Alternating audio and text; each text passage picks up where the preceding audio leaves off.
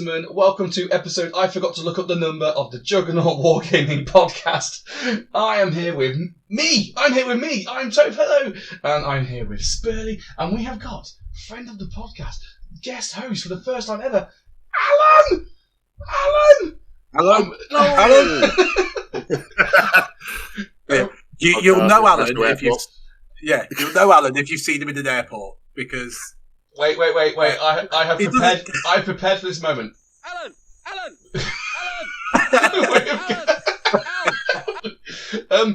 Friends of the cast. Alan, everyone knows who Alan is, but like, if you because we've spoken about you for what, as long as we've known you, 7-8 years now.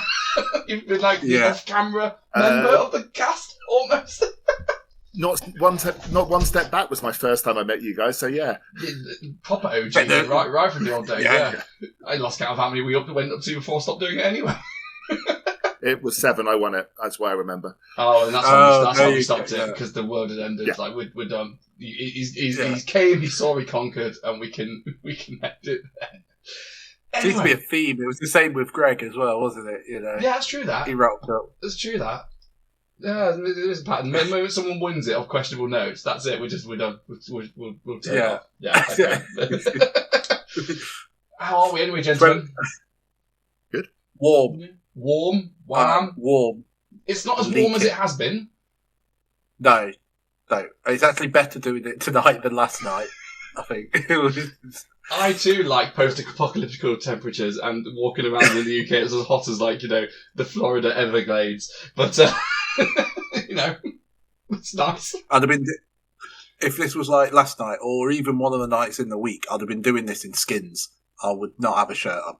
I very much enjoyed Legoland in 34 degrees last week. That was tasty. Well, 34, mate, that was cold. It was warmer when we were there the day before. It was a roasting. Yeah. You been going with the heat, Alan? Well, this is the only white shirt I own, so I've been wearing this a lot lately. So I don't own one. I have one white t-shirt, and I screw it. I'm a wargamer and a nerd. Black is the way forward. It's the only way we go. So, 100%. Topic of conversation. WTC was last month. No, this month. 3 weeks ago. It was still this month. It was still this month. For 1 day left, it was this month. And I guess anyone who's been on not been living under the rock on this, there's been videos on it, podcasts on it from everyone who went and competed, and now we're going to give you and from people that didn't, people who did attend, and people who didn't attend. Either way, we're about to give you our perspective. Because we ran it. We were the TOs, weren't we, Spurlie? Plus Lars. Yeah. Lars is off doing Lars. He's probably fiddling with apps somewhere. Yeah. But me and Spurlie, we ran it. And Alan, you attended it. So yep. You can come and provide your third-party, neutral, Toph, that was stupid bullshit perspective. And we'll all go, that's a good perspective to have, Alan. Thank you for keeping us in line. But, so, before we go in, do you want to start with, like, what general vibes? Because we're just going to walk through what happened from start to finish, and basically the story will start in Sheffield. So before we do, any opening thoughts? I guess previous WTCs, would be the starting point. Yeah. I would say. What, do you want running them? Let's start with what is the WTC, right? For people who've not been listening. WTC, Bolt Action World Team Championships, run by the IGE Organisation, International Game Events, headed by Mr. Dave Nolan, which is basically the World Team Championships, where every country sends a number of teams, who all go to compete in a team tournament to be crowned the best team in the world. And it covers, so IGE covers Bolt Action, Star Wars Legion, and Middle-earth. Yeah. And we've covered it on this podcast a couple of times. I used to go to compete, obviously now step back, I'm now TO in it. I always make the joke that it's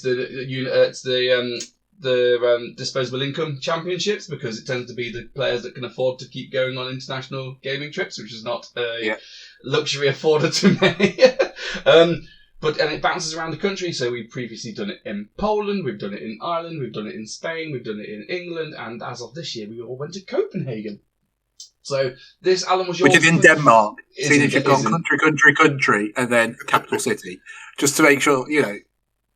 I'm winging it. I'm winging it. There are people like James watching, and he probably doesn't even remember where he was, because I think he had quite a bit on the Friday to drink. Yeah, it was a good time. That's a Team England tradition, isn't it, Alan? Just getting wankered and then kind of forgetting what game you're playing. I was too drunk to even make it to the setup, so you know.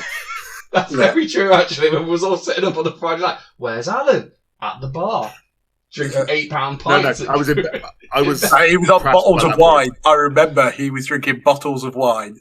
Not Friday night, because did you not Friday night? That the Lord Nelson, where we had a discount. Yeah. So we went there to imbibe the local hospitality. At a cheap discount. Yeah. Yes. There's a definite economical factor that we cannot disregard here. Yeah. We never made it to the Lord Nelson, did we? No. You and Lars, we went out and had a civilised meal, and then went back to the hall and started setting up. Yeah. Spoiler alert: we were busy as fuck. Yeah.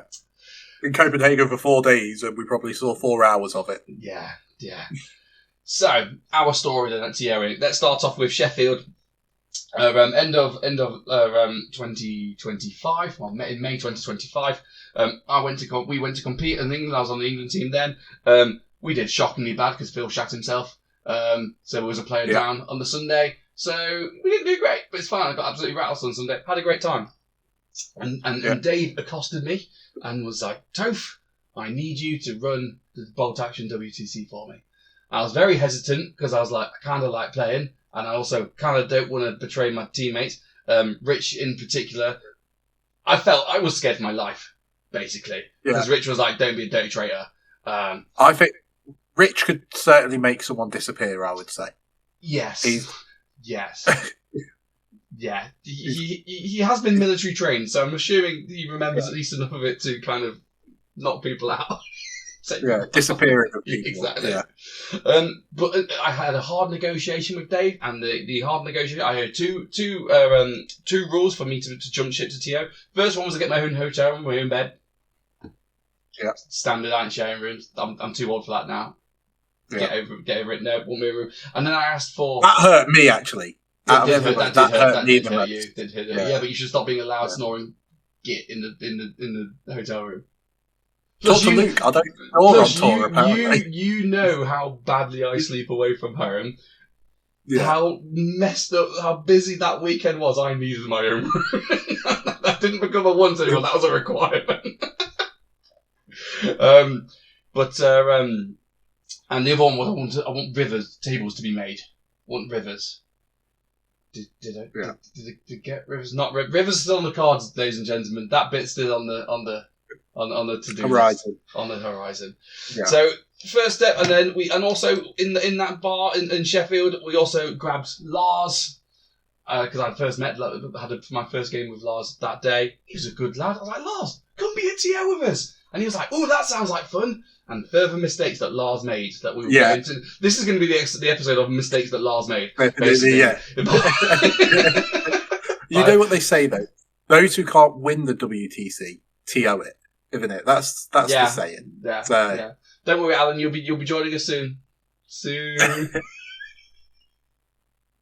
No, it's fine. I'm just thinking, didn't Lars win the second Granada according to his wife, who she's watching? Isn't that? Wasn't that a wooden spoon? I believe. He turned the table upside down, allegedly. Okay, fair.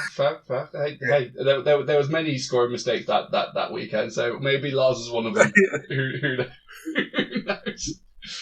So, me, Spurlie, and Lars head together. Right, how we're gonna TO this thing? And traditionally, the WTC, obviously, you release a pack, you send a pack out, and everyone across the world then builds their list, and it kind of tweaks it a little bit every single year. It's always a little bit different, if nothing else, to stop you bringing the same list back every single time, because what's good and what's not will change each year. Last year was the first V3 event this year. Last year, this one was obviously this was going to be the second WTC for V3, so we had a bit more of an idea of what we wanted to stop, what we wanted to include, etc. So we had some brief discussions in the bar with anyone who would listen. What would you like to see? What would you like to do? And I promptly ignored all of them and went with my ideas, because my ideas are great. Yeah. Yeah. See, that was Alan's opportunity to jump in there, and he didn't take it, so clearly I'm right. I mean, how did you find the That's the thing. How did you find the pack and everything? The pack was fine. I don't mind changes to a pack. I don't like too many changes to the pack. So you picked a pack that screwed over my own army selection plans because I wanted to. I used engineers as my infantry at that point. Yeah. So I ended up going away from flamethrowers and just ran paras. And then the rest of the world ran paras, which was really irritating. But there was definitely a theme. Not very simple. Definitely a theme. Yeah. So because the scenarios were basic, it was fine. It was the army selection was a bit complex. Scenarios were good. Yeah. So what we went with after a fair bit of discussion between me, Spurlie, and Lars, we went with 50% of all of your points needs to go on rifle platoons. The understanding was that we actually wanted people to bring armies that looked like armies. From what we had seen at that point during V3 was that it was a race to the bottom in terms of min-maxing. What can I do with to get my basic rifleman platoon out of the way and then spam all the shit I do want? We wanted to try and limit that somewhat. How can I get more than 10 tanks in an army? I think was the big pretty thing. much. That's at least from what we had seen. We also wanted to we also limited platoon choices across the entire team. So each team had 4 of each platoon choice. So sure, you could have one player could bring say the 10 tanks, but if he did, he would jeopardize his other players. One, it meant some limitation in, so everyone's not just spamming tanks. And 2, it gave something for your team to talk to each other about and actually plan, working out what you want to do stuff with. That's always exciting. And we did a rule of 5 as well, no more than 5 of a single unit, other than infantry, because, again, tank spam. And I know Alex hates me for that one. I know that really grinds his gears. And I don't give a shit. Do not care at all. If you need more than 5 of something to win, maybe you're not that good. Maybe it's the thing you're spamming. Maybe. Just a thought. Didn't get that many. Never run TKS 10 cats. I never had more than 5. I've only got 4 of them, which is a perfectly reasonable number. Yeah. I don't think we got that much negative feedback on the pack, to be honest. Suppose you pick up on any grumps and moans? Just the general ones of like people going, "Oh, I can't believe you're limiting me to 5," or I don't understand like it. Well, yeah, it was. It actually came more down into the actual list building. Yeah. So is a company commander part of your rifle platoon? No, it's not. And little bits like that. Yeah. And I guess because it will come up later as well, it was 1250 points and we did not impose a dice limit. We merely put in the pack that you are expected to be able to bring a list that you can finish yourself. Yeah. We'll revisit that topic later on. We'll loop round to that. We'll table that, car park it, whatever corporate buzzword you want to use, we'll revisit that motion. Other things we did is we have a living FAQ for WTC. Yeah. Basically, but Warlord has their FAQ and we're very grateful for that. However, it doesn't answer every problem, every question that every wargamer might potentially have about Bolt Action. Also, we're playing with it was in the end, it was how many teams? 20 teams? A lot of teams from all over Europe and 30 teams from all over the world. Yeah. People read things differently. People translate things differently. People have very marvellous interpretations of the rules. We tried to get ahead of it as much as possible. So we took last year's living FAQ. We went through it. We chopped and changed it. Liked that bit. Didn't like that bit. Added a load of new stuff. And that was probably an 8-month project. Yeah, well, the Warlord FAQ is regularly inconsistent. Yeah. As to how often it comes out, isn't it? So sometimes you'll get 2 in 2 months, and then we'll see nothing for 6 or 7. So, and with the new books coming out, we needed to keep up with the the new hot mess, as I'll call it. Yeah, and there's some rulings as well, like the infamous tank charging through rough ground one as well. Which, if anything, the FAQ causes more arguments than it ever solved. So, like, we as a TO team, we need to come up with an answer, right? And it almost doesn't matter what we come up with. Because someone's going to be angry. Someone's going to be wrong. Yeah. Exactly. So we had to go, right, get it on paper, get it written down. And in the end, this was a 10, 12-page document? It had a freaking contents on it. It was that specific. But we did it in advance, and we got all the captains, hey, send your questions in, so that we can answer them in advance, so we don't have to answer them on the day.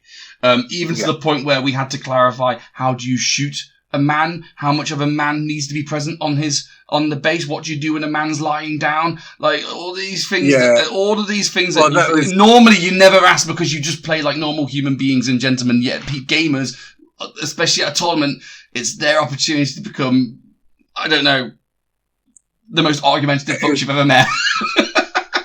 Well, that one about one of my games, though, so that was a good one. Was it a good one? Yeah, I'll take that.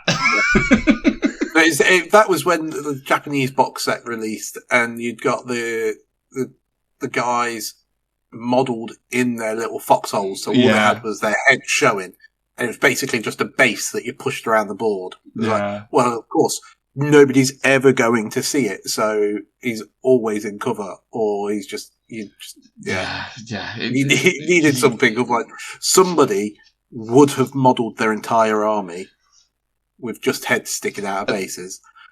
And I don't know if this wound you up as well, Spade, but it really wound me up how, in the Distor with all the captains chat, we would have massive discussions about potential rules abuses and the way things work, and how if you did this very specific thing, it would have that very specific outcome, and isn't that the worst thing ever? And then come list submission, no one did it anyway. So what are we moaning about? Why are we here? Well, yeah, go away. That's the same year on year. Last year it was the Comsumlet spam. There was everybody was in uproar that all we're going to do is turn up, and there's just going to be 40,000 Comsumlets on every table. And then when it came down to it, the only team that brought the massive Comsumlet list were the team that were crying the loudest about it. So. And they wait a minute, wait, opportunity. That was captain at the time was another Alan. Alan. Yeah. There's clearly something in the water. But Alan was only captain because Bo's not American enough. So yeah. Oh, that was a new rule for this year that Dave put in. He got stricter on country requirements that you had to be. You couldn't pretend to be another nationality. No mercenaries. No mercenaries. Unless you only had 3 people on the French team, in which case then you could have the Danish player. So, Alan, I'm really sorry that you had to be British and you couldn't pretend to be Dutch this year. Yeah. I mean, I've got to be honest, that first WTC playing for the Dutch was awesome. Loved that year. Really do you prefer playing for the Netherlands or England? Just saying. Really, actually, hard question. It's kind of it's upsetting that it's a hard question. Actually, no, I'm not Team England anymore. That doesn't bother me at all. Do what you want. But because I spent that year playing with the Dutch, it's meant that I go over to the Netherlands twice a year to their tournaments. I'm playing European players way more often than I'm actually playing English players, because I only have a few weekends a year I can go. So I'd rather do. If you've got a free weekend, go big or go home. Yeah. Makes sense. Right. He's too good for us now, Spurlie. Do you know what I mean? That's what. And also, the Dutch team are just much more laid back. I bet. There's a reputation around Holland and the Netherlands. Oh, I don't know. A couple of them have got a couple of them give me a run for the money over the weekend, calling me over to their table, Danny. Just couldn't guess that was the name coming out. He's lovely. He's lovely. I will not have a bad word said about him. So basically, all the run up, we had pure chaos of trying to get everyone aligned to make sure we're playing the same way, answering stupid questions like how does cover work, because again, different translations work, different interpretations work, and our philosophy as a TO team was try and get as much answered up front.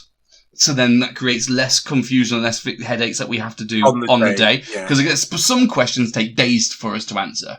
because we have to go and look all the rule books, look at the FAQs, have a discussion, how's it interpreted, pick up the Oxford Dictionary, what does that word mean, and something we should just be a yes or no. Really hard in the moment to come up with on the fly, so we want to do as much work as we could possible. Yeah. And then it was list submission, 120 lists we got. No. We got 150 lists. 150 lists, yeah, because every team had 5 lists, yeah. And yeah, so I'll talk about this bit now. Go on. So I'll pour myself a drink. Yeah. Probably the worst thing about the whole event as a TO is receiving 150 lists and having to check them. And when they come in 3 or 4 or 5 or 6 different formats, because everybody either wants to use this app, wants to use that app. I'll do it myself on Word. I'll do it myself on Word, but obviously that's going to be different to how you're doing it on Word. I'll do it on Excel. I'll do it on, and it just means every list takes half an hour plus to check. So we came up with a spreadsheet template that meant everybody's lists were standardized in how they appeared to try and make list checking more fluid, easier. For 50% of what we were looking for, it worked. It was great for telling us whether rifle platoon limits had been met and just the 4 platoon limits had been met. But then the way people filled out probably the details differed massively from one team to another. And so they probably became a bit too fluid and things slipped through gaps. I'm going to stand up for ourselves, right? Because we did get a bit of flack back from list mistakes getting through the net. And there was mistakes through the net. You know, we None of them made it to the weekend. No, we caught everyone in time. But it was me, and Lars. We were merely 3 people checking 150 lists, and we spent 3-4 evenings going through them, and each evening was a good. We spent 36 plus man hours. Yeah, on it. Yeah. So but obviously once you release them to the internet, every team has got that one savant who is the list man, who's going to go through it like an iron comb. And then you got people on the internet who aren't even going, who are going to go through it. And obviously then it all comes out, as it always does in the public. And yeah, there was only one major one that really got through, which was one person broke the rule of 5. Which we didn't realise because they different unit names from one entry. But we fixed it. It was all good. Most of the errors were just typos. You know, it's fine. Yeah. What's your thoughts on this, Alan, though, for next year? We might just not check them, you know, and just release all the lists and go off to the internet and go, fix them. But if they're checking our homework anyway, why don't we just utilise the community to check them? Yeah. We'll have to go through that anyway. I summarised all the lists for our team, so I was that person going through them. The only thing I found minorly irritating was that because you had the chart with all the different platoons on it, some people went down, some people went across. Yeah, and it was just that drove me up the wall checking. That wasn't good for us either. No, we hated that. Other than that, it was fine because I knew the game well enough that I think with the only exception of bizarrely Bo's list, because he hadn't put extra armour on the sheet for his Stuart. So I was thinking, they're not A+, what are you talking about? But no, there was. He paid the points, it just wasn't there. Yeah. So it wasn't an issue.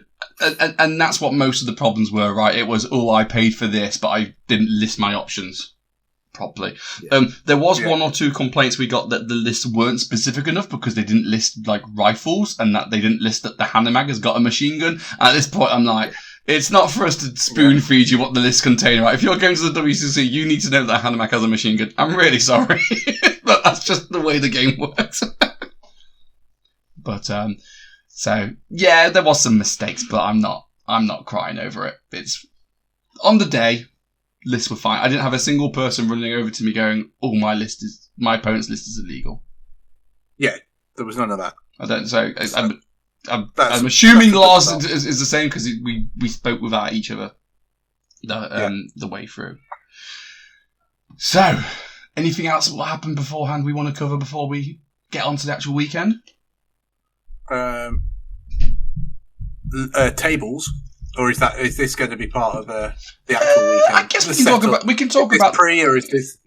We can talk about the terrain. So terrain is a really difficult one because it doesn't matter how much terrain you have, how little terrain you have, what type of terrain you have, the quality of terrain you have. People are going to moan anyway. Because people are going to tell you it's too open. People are going to tell you it's not open enough. People are going to tell you that's perfect. People are going to tell you that's awful. And then you put pictures on the internet, and then the internet's just going to hit the roof about it anyway. Because the pictures versus, So the WTC has, would it be fair to say, had a bit of a reputation for inconsistent terrain.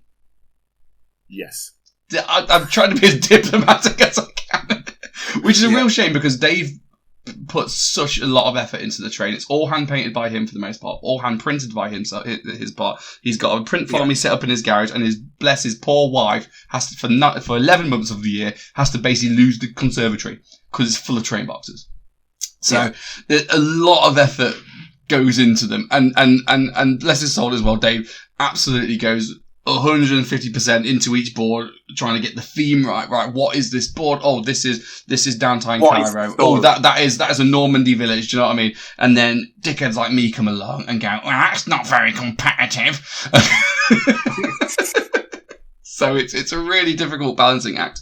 This was easily the biggest WTC by far with 30 teams. So obviously we had to have a massive step up with terrain, which means me and Spurlie were also painting terrain as well as everything else. So I hope you liked all those tents. They were nicely dry brushed, weren't they? Hope you liked those buildings with the red roofs and the church. They were nicely dry brushed. Those barricades, they were nicely dry brushed. Me and Spurlie did a lot of dry brushing. Yeah, we did. So much that Spurlie has now learned how to dry brush. Yeah. How to dry brush terrain effectively. Yeah. Yeah, and then Dave managed to lose 8 mats in a fire as well, because these things can only happen with the IG. So which meant on the Tuesday beforehand, because he has a big van to drive over to Copenhagen all train it, he had to drop at my house to borrow some mats off club. Yeah, it's pure chaos that happens behind the scenes that you just think, it's a miracle the event goes ahead at all. Frankly, how it all aligns, I don't know. But I would say every event is like that, Yeah. There's not an event out there where, like, not just in Bolt Action, just in everything. Everything. The last, 5% is just chaos. So, yeah, it wasn't as bad as it could have been, for sure. Yeah. So, Dave had boxes of terrain, and each set of 4 boards, because the way WC works is you have 4 tables that are all identically set up, so that when your team is playing another team, you're all, no matter who's playing who, you're all playing on the same table. That's the theory anyway. In practice, obviously, Dave is not a competitive gamer in the same way that, say, I am.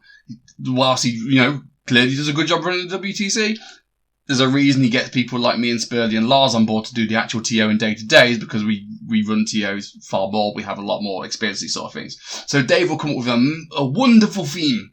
Like, this is a pyramid board in Egypt. I'll be like, that's amazing, Dave. Doesn't work.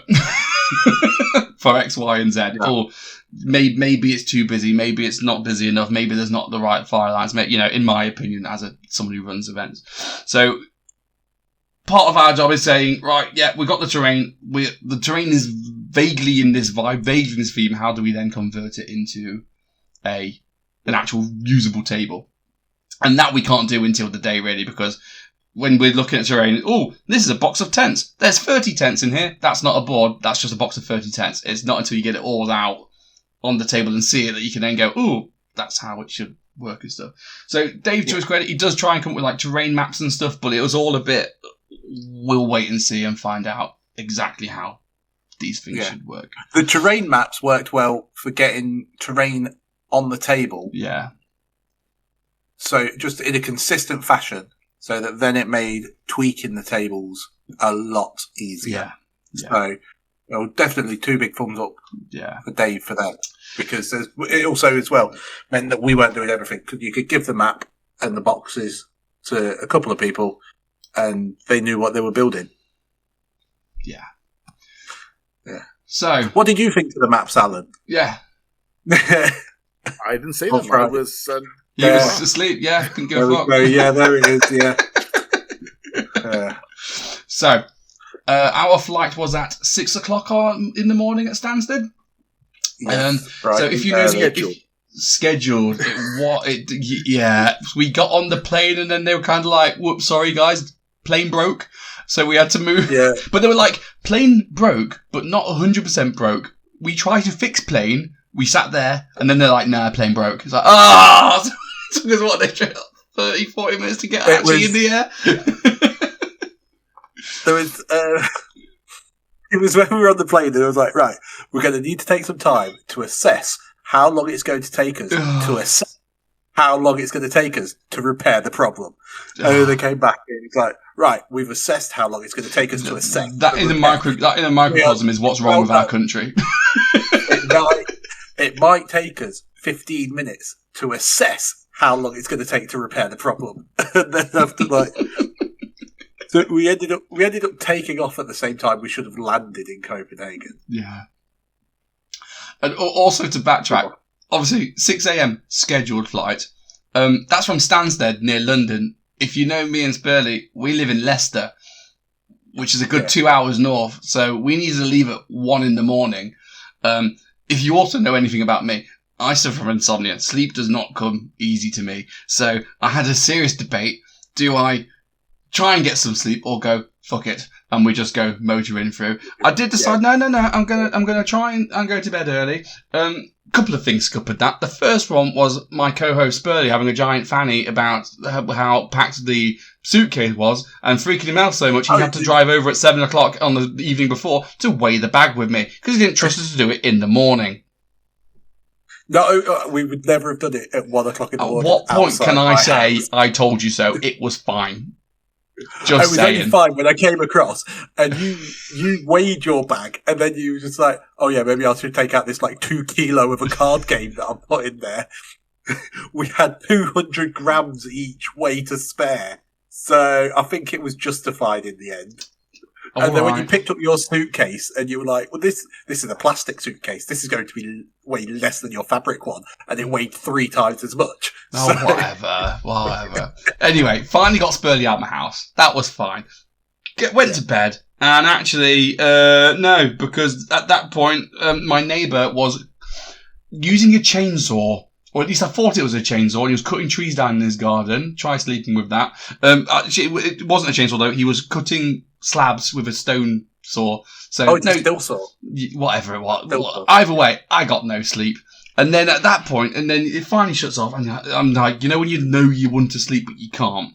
I don't know if you guys have this. So you just wired. It's like, I have 4 hours until I need to leave. I have 3 hours till I need to leave. I have 2 hours till I need to leave. In the end, I just didn't get any sleep. I ended up left at the house 45 minutes early. I went and got myself a Big Mac and a strawberry milkshake at like midnight. I was like, fuck it. And then just parked outside Spurs' house. Spurs like, why is Toph here early? Because Toph can't sleep. Toph's just here early. So at this point, I was already, and obviously, so I'd been all the way up through Thursday. And now I was going to Friday, no sleep. Got on a plane. That didn't work. Well, we got to, what time did we land in Copenhagen? It was about 11 o'clock. A bit earlier, 10:30. Yeah, 10:30. Got through security, got the bags, went to the train station area, got confused of what train to got on, stood there looking at signs for what felt like an eternity. I don't even know. Wasn't it Kieran who worked out which way we're supposed to go? Thank you, Warlord, for sending Kieran. We'd have never got to the venue. Yeah.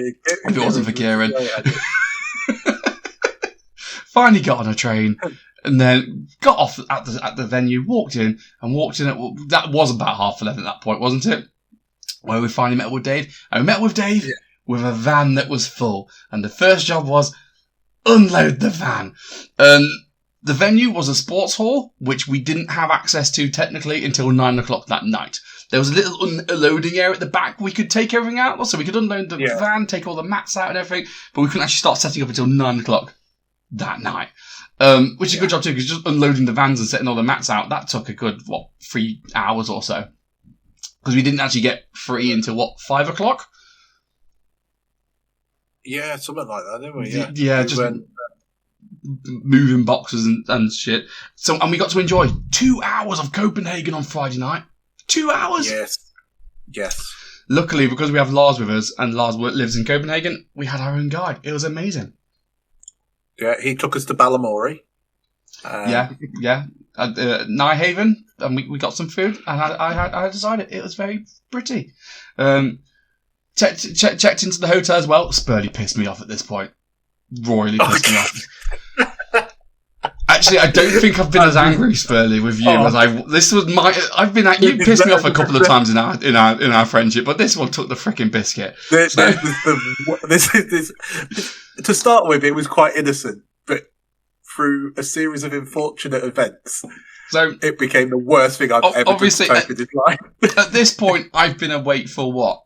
36 hours or something like that. It's been a long day and no sleep before. We got there, it's been hot, you've been travelling, you're moving boxes, you're frustrated because you know you've got a long night ahead of you still. You've not had a chance to actually see Copenhagen. All your England friends are off getting pissed and drinking wine. You can't go and hang out with them because you've got work to do.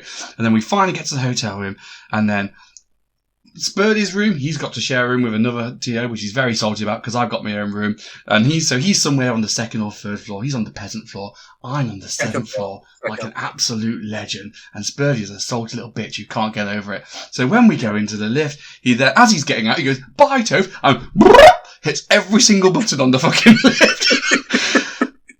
At this point, I fucking hate you. Oh, for fuck's sake, Spurlie, you knobhead. And Spurlie just saunters off. Happy as Larry. Dickhead. Yeah, I had a great time. We go up one floor. I don't think it's going to take forever. One floor. And then a Danish family steps in. 2 little girls and their mum and their dad step in. And then it's going up 1. And then 1. And they're like, "What's going on?" I'm like, "I'm really sorry, my friend's a dickhead." And we go all the way up. Through the numbers to number 7, where I get out and I'm just like, "Sorry," walk out, and then I go in and get into my hotel room, and I just think, shit, my bag's downstairs with Spurlie's suitcase. So I go back down the stairs, back down to him, knock on Spurlie's door. At this point, Spurlie's like, "Hi, Toph," I'm like, "Give me my fucking bag." As I'm going to say, he did not look happy. I was, you know, at the point where you just snap, you're just done. And actually, if I wasn't like sleep deprived and shattered, I'd have probably found it funny, but not then. I was so livid. Took the bag, fuck off. Yeah. Had a shower, got sorted. Anyway, back to the venue. 9 o'clock's there. Time to get all the tables out, all the boards out, everything out. We had to we wanted to go to bed at that time that night, and obviously we've only got 3 hours till midnight, so we're a bit time sensitive at this point. We managed to get in early though, didn't we? We actually got started on our hall at 8. Okay. Nobody turned up. Yeah. To actually use the hall, so it was booked from 8 till 9. Yeah. And by 8:15, nobody had turned up, so we went. Yippee-ki-yay. Yeah. Luckily, thank you, Wargamers, we did receive a lot of help. Not from Alan, he was drunk, but we did receive help from other teams and other people who came out and set tables up. We've got to give big props to Richard, because he wanted to help so much, he got fined for not buying a ticket on the Metro. That's how much he wanted to get to us. Yeah, he got fined. I missed that story. Yeah. What a twat. What is he not buying tickets for? Well, he bought a ticket, but when you buy them on your phone, they're timed, so you have like an hour and a half where it's valid for. But he thought he'd bought a ticket that lasted all day. Oh, whoops. And the same had happened, I think, to Aaron from the Australia team, and Aaron just I think walked off saying, "Oh, my phone's dead," so he couldn't show anything. Whatever. 2 more of the English players literally jumped off the train because we pulled into a station just before the ticket inspector got to us, because the train had arrived and most of us had tickets because we'd bought those passes when we first arrived. Yeah. We were buying individual tickets, so they got off seconds ahead of getting a fine. Yeah. Thank you, England boys, for putting our best foot forward and showing the national spirit and pride as we jumped tickets. Classy. Stay classy. So we got all the foldable tables out, got them spaced up as best of our ability. I think the overall layout was it was okay. I think going back, we could have left more gaps between. You know how we had 4 tables, we could have gone 2 and 2 with a gap in between, which some people did move the tables throughout the weekend. Yeah. We had plenty of space to do it, but I think we were just trying to focus on getting the tables out at all. Yeah. That said, though, venue, lovely, nice and airy, lots of room, didn't stink, game of fun, non-existent. Had a nice area in front of the table where you could go out and play ping pong and all that shit. Obviously, Alan, you would have seen more of that side of the table than of the venue than we did, because we were just stuck in the hall the whole weekend. What was your thoughts? The venue was great. I mean, I loved it. I loved the space around tables. The only minor quibble, as I'm old, is I would have quite liked high seats around the tables, so I could have actually, because all the tables we had were really high. So, sort of a basketball kind of level seat would have been amazing for me. But that's personal ancientness. Well, this is the tables. That's Lars' fault. We'll blame Lars for that. This is the thing. The tables, actually, you could set them up in 2 levels, right? Tall and short. Yeah. And we had the debate, right? We got which one are gamers going to want, and we erred on gamers are probably going to want it to be standing height, not sitting height. So I'm very sorry, Alan. I looked at the greater good when I made that decision. Disgusting. Yeah. But, I mean, outside was lovely because there's also sort of a beer garden area out there. So we were sitting out there, and it meant the smokers could sit out with us as well. It was just a really civilized area, and I really enjoyed it. And the food that was available in the little cafe there was good too. Yeah, and that was charity run as well. I think even though David told them we're running an event on the Saturday, as with most times this happens, it's not just happens at like WTCs where people don't quite work out how big it's going to be, and then they kind of get hit by 100 gamers and go, oh shit. So on the Sunday they were like, right, we need more people, which means on the Sunday I actually managed to walk around with a little trolley, which I saw a lot of people utilising for mid gamer snacks. Yeah, love a good trolley. So that was good. And then, table... Oh, sorry, Spurlie. I was just going to say, Lars has said you could have stolen one of the high chairs from out the front if you'd have wanted. See, there you go. We'll know for next time. So we got table set up, got all the terrain onto the tables. At that point, we kind of gave gamers, here's a mission, there's a map, there's a terrain, go and try and vaguely set it up. Our plan, our thoughts was, we was going to get all the terrain out. We would then go around and micromanage one table to be perfect, and then get the rest to copy that first one. And this is the one where the idea is you have 4 identical tables, right? But in practice, that is never going to happen, ever. Things move, things change. The terrain. Oh, Dave thought he packed everything. We're missing a terrain piece. Well, we need to change the whole thing now. There's always going to be a situation where the terrains aren't exactly perfect. But if you can get them at least close enough, then you can have 4 games that are pretty much the same. Yeah. There was a couple of times I'd have to tell people to get them out. It's like, don't sweat it. Just get it as close as you can, dude. Don't worry about it. And there was a couple of tables that were really infamous at this point, like the pyramid table. Looked amazing. They're already contemplating like, this is not playable. And I'm like, give me a moment. I will try and fix it. It was the fact that one of the giant pyramids was solely in one quarter of the table to start with. Yeah, so if you're going to play sectors, that's your fault. A giant pyramid in a corner. I mean, that doesn't sound familiar at all. No. We've learned from our past mistakes, Alan. Yeah. It was the Cairo. Oh, that freaking Cairo board, man. Oh, it was the fact that we had people comment on it saying that it was too open. I don't. Not from the event, from the photos going, this is too open, and then also people going, there's no sight lines. You can't shoot across the board. It's actually, if you walk along the table. There are a lot of lines of fire on that board. It's really tricky because Dave's obviously vision for that board was downtown Cairo, which is a very dense suburban battlefield. But when you try and put that on a table that someone's actually got to put their figures on and play, how do you balance that, right? Because you want to create a dense table which feels claustrophobic as a town centre would, which isn't also going to wreck your game. It's like, so we got all the terrain out.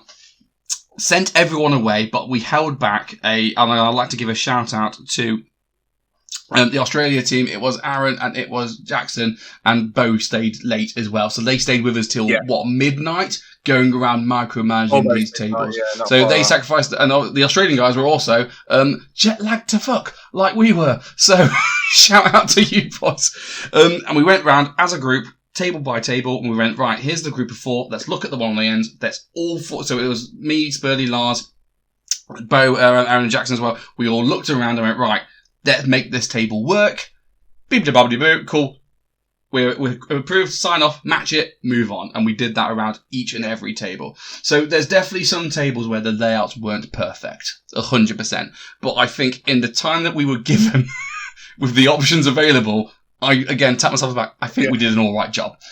So like the pyramid board, we put the pyramids so that is in the middle, so it wouldn't impact one person over. And we did put more scatter terrain on there as well.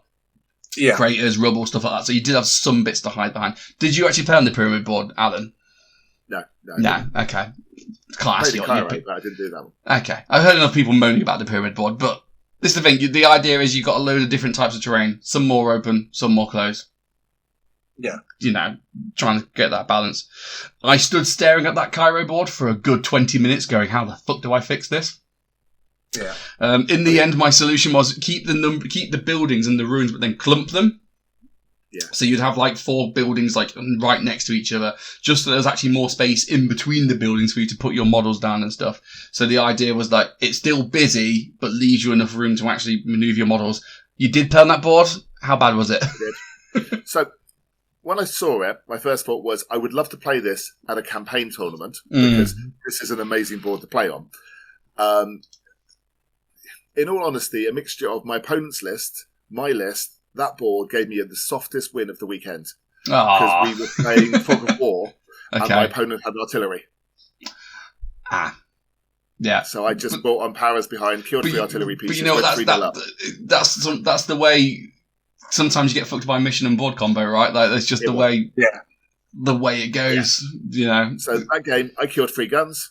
I foobarred one of my power squads off the table. I won 3-1. That was the game. We were done in 45 minutes. Yeah. WTC, everybody, yeah. But overall, I mean, hopefully it wasn't the worst table in the world. No. On the other missions, it would have probably been a lot more interesting. But for Fog of War, when my opponent had the list he had, wasn't great. Newsflash, I don't think we're going to do Fog of War next year. We've tried it twice in different ways. We did it last WTC, they did it, and they did literally by the book. This year we did it with a couple of limitations. It still didn't really work. We're going to just stop trying. Yeah. Like, I know it's like, oh yeah, obviously it doesn't work. Why do you keep trying? But you need to actually try these things for them to fail rather than just assuming one way or another. Yeah. But I'm comfortable saying Fog of War is unplayable at this level event. I think, it's in the bin now. It's Yeah. I mean, I think it's good to have in some ways because it stops the gun line. Yeah. Because the gun line dies to it, as was proven in my game. But at the same time... But the thing, there was so many games that I saw on that round, just like you, Alan, where it's either a draw or it's like a 2-1 because people are just going, well, I just don't want to engage with you because it's not worth the risk of opening up your board edge. So it's just like, well, what's the point? Yeah. Nobody. The disappointing thing for me is that nobody, or not many people, used the sides. It was just there were sides. Yeah, but why would? But this is the thing. Why would you? The moment you use another board edge, you're opening up someone coming up your rear, and it's like I ain't doing that. And everyone, when both players are doing that, no one's going to use it at all. And that's the limitation we'd done to stop the ridiculousness of people going 1-1-1-1-1-1 all in the same area. You can't win with it, so we're just going to bin it. I think that's the thing.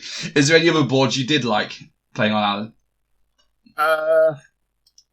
First board I played up when I played Denmark 1, that was about board 5. It was sort of a French village with a church in the sort of castle thing in the middle. I'm trying to remember 1, 2, 3, 4, 5. Is that not the first table? No, it might have been, but it was the one I played Bo on. Okay. Really good board, kind of enough terrain, but open at the same time. And that was a really close game. Initiative dice probably decided that one overall, but that's the game. Yeah, I'll take that. Any you thought weren't great? Careful now. You're live on camera. Boards, and I won on both of them, obviously. Cairo. Yeah. I didn't like the Tent City either because, again, my opponent did not have a chance in that game. Do you reckon there's something to be said, though, for like... And I know you do this sort of thing because it's just the way your mind works, which is when you're building your list is actually thinking what sort of terrain is it going to work on? Because I think a lot of people just think, well, what's the best thing ever? Let me just take all of that. Like, oh, artillery is great, bam, bam, bam, bam. And then they run up against something like a high terrain board and go, oh. Yeah. You know. So, I mean, I lost the game because the board was way too open. My game against the Netherlands, he got lucky hits in earlier. I failed a couple of morale checks, and it never got better for me. So, the open boards... I lost games because of open boards. I won games because of close boards, but that's what you'd expect at a top tournament. Do you want to know a secret about that tent board? Yeah. About 5 o'clock on the Saturday, Dave came up to me with about 4 boxes of terrain and went, "Why'd you not put this out?" And was like, "Because we didn't know it existed, Dave." And that was more terrain for the tent board. Yeah. I mean, it would have been even heavier. I think I won that some like 15-4. Yeah, well, you know, but basically, you know, all the like the ruins and the rubble piles they had for the it was board. the it was loads of barrels and stuff to kind of up barrels. That's it. Yeah, and that's another thing. When we were trying to sort it all out on the Friday night, it's all chaos because it was all loaded into a truck just a few hours earlier, and then we're all getting out. Where's everything? We don't know. Everything's been mixed up together. Oh, that's supposed to be for Middle Earth. That's supposed to be for Star Wars Legion. Which size mat is that? Blah blah blah blah blah. Oh, it was. Thank you to Bo for bringing 2 sets of tables in, and then having at least one part of the hall we didn't need to worry about because he smashed it. His tables were lovely. Which ones were his? So you know, in the far left corner, 14 and 15. 14 and 15. 14. So it was like they were like vaguely foresty boards with some smattering of like bits and bobs in them. One of them had a random train cart. Yes, in the middle of it, which some people on the internet had some things to say about that. Yeah. I don't know if you noticed, one thing we made sure we did when we setting the boards as well. We always made sure that there was at least some rough ground in the middle of either side of the board around the 2-foot mark, just so when you was playing breakout that you or you couldn't run off in a single turn. Don't know if anyone spotted that, but that's something we thought about. Yep, that was really obvious when I played breakout. Yep. Okay, good. I am glad. Are you upset that it stopped you? No, because my opponent had more dice than me, so I had to blockade him doing it. Okay. It's another thing for next year. I might just say you need to go off your opponent's board edge, not DZE. Yeah, that's a simple fix for that. Yeah, maybe. See, you say you can still enter from your DZE, but you can only exit from a board edge. Sure, why not? Sure. Either way, you're not doing the one. This is on video, so this is documented now. So people will remember this next year when it's not in the pack, and they'll go, "I think you'll find when you were talking to Alan, you said this was going to happen." And then I'll say, "Past Toph is a dickhead, and present Toph is the one and true Toph that you should listen to." The only person who's more of a dickhead than past Toph is future Toph. And historically, Toph has never been, completely and utterly consistent with what he said to me.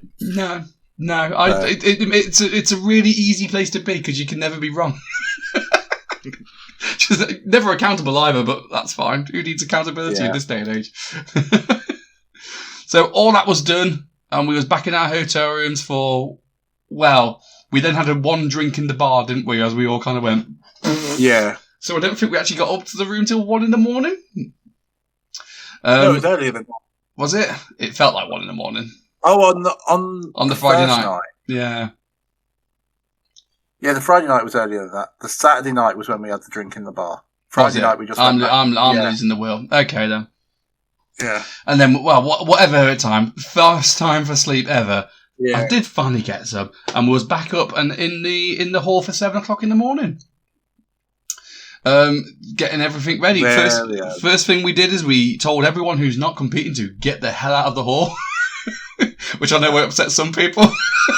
Tell them to come in. Oh, hello. No, stay out, because we didn't want. You'll see this from past WTCs. People come in and they'll start spying. What's the table looking like? What's people doing? I was like, no, they don't want any of that. You can wait until we've done captain's meeting. You can all come in at once like a big human wave. Did captain's meeting. Everyone was on their best behaviour. Reminded everyone, dice bag etiquette. Hand out. Put it in. Always good to see. Reminding people, of how the TO process works. How we reminded people about slow play. And basically the rule is, make sure you call the TO before problems happen. We'd also been quite clear as well in that, and I'd like to hear your perspective on this, Alan, as well, is that obviously we're going to get asked a lot of questions. Yes, we'll have a rule book on us. We don't have time to sit there and look through every single FAQ, every single permutation, to look through, flick back and forth a page, which means if you ask a question, we're going to give you an answer there and then to get your game moving again. We were quite open up front. It might not even necessarily be the right answer in that instance, but we're going to get your game moving again. So if you want to have a question, if you have a problem with your opponent, make sure you're talking to your opponent. Make sure you're looking at your rulebook. Make sure that you're, getting these things in advance. Because by the time you call us over, we're just going to get the game moving again. Obviously, we're not just going to make stuff up. We're going to have the rulebook on us, but we're not going to sit there going through back and back and back, because some of these questions take years to answer. By and large, captains were okay with it. What's your thoughts on that philosophy of TOing, Alan? I think it was fine. I mean, I think I spoke to all three of you at various points, but they were generally, can I get a neutral opinion on this line of sight? Because it's a really borderline call. We just don't know. Once it was clarifying one of the rules from the FAQ, and I knew the answer, but my opponent did not believe I could see over a Bren carrier to charge. Yeah. So that was a slightly controversial moment, but you've I did that one beforehand. You did that one yours, Team bias, favouritism, shut him down. You said this because it was Lars would do all the English teams. I played 4 Danish teams this weekend. 6 games, 4 Danish teams. There was no neutral there. To be fair, we were very lucky, at least from my perspective, that Team England didn't do that well. I was very happy that on the Sunday, I think it was 5th round, I happily bounded over to England one table and went, I have deemed it by myself that you guys are not at much of a risk at winning, that I can now TO on you guys. You can do it, And they were like, thanks, Toph. I was like, you're very welcome. If they had been on the top table. I won that game against Wales, swung it. Yeah, I think they had a similar, it's like what happened last year in Sheffield. Once you know you're out, everything becomes a lot easier. It's a one recurring thing. Everyone has so obviously we had 3 rows of 5 big match tables at the event. The top 5, ooh, that's the danger zone. That's spicy. Everyone's having hard. They're the spicy tables. The bottom 10, mate, loving life. Most fun you'll ever have. Couldn't give a shit. The moment you went into the top 5, ooh, spicy time. You don't want to be in the spicy time. You want to lose and be in the fun time. That's my top tip. If you WTC it next year, it's way more fun to lose than it is to win. In Sheffield, it got a bit silly for us because I was captaining England 3. And we had sucked in our first 2 games and lost both games. And then we submarined perfectly. So we ended up playing the Welsh in game 6. And if the games above us went our way, we suddenly stuck into 3rd. It was just like, pressure? What the hell? No! Yeah, we're cruising. we came 5th overall, but it was just like this moment of, what do you mean we might make the podium? This is unexpected. I do like that in the final standings, all 3 England teams got the exact same score. They took very different routes to get there. Don't get me wrong. Why even bother having 1, 2, 3? Just fuck it. Just have them all the same. Yeah. And it came down to kill points between the 3 of us. Yeah. Fair. Well, you mentioned scoring, Toph. Did you want to talk about the app? Oh, the app. This was like the new thing. To be fair, Lars gets a lot of credit for this. And he deserves it because he did the 90% of the work on it. But Spurlie, you kicked off the whole thing. So you're the Steve Jobs. If Lars is the Wozniak, do you know what I mean? You're the brainchild. I'm more the surrogate mother. Okay. It was just, I went on ChatGPT and said, can you write me something to do this? And it gave me something. And then I sent it over to Lars and said, Lars, can you have a look at this? And then when Lars came back, he basically turned my 1988 Austin Metro into a Bugatti Veyron. It was just, yeah. So everyone in listener land, if you're a TO, you will know that the biggest pain in the backside is getting scores at the end of the round, getting them all into your spreadsheet or your app or whatever you're using, or your pen and paper, divvying them all up, getting them all worked out, and then getting them sent back out to the players so then you know where people are playing next round. Lars developed the app so that it did it all for us. The idea being the score sheet you could take a picture of, upload it into the app. It would then take your scores and put it into our score sheet for you. If the sheet didn't go right, you could just type them in instead, and we still got to keep a copy of the paper in case it all went wrong. It didn't go wrong. It's exciting. We then on the TO side could just hit a button and then just go generate a whole load of new rounds. And also you could then see a live update of where you were as a team. And because it was a public link, people at home could watch as well where people were. I think it was a bit of a smashing success, frankly. He took my turd and he put it under so much heat and pressure that a diamond came out the other end. It was... Yeah.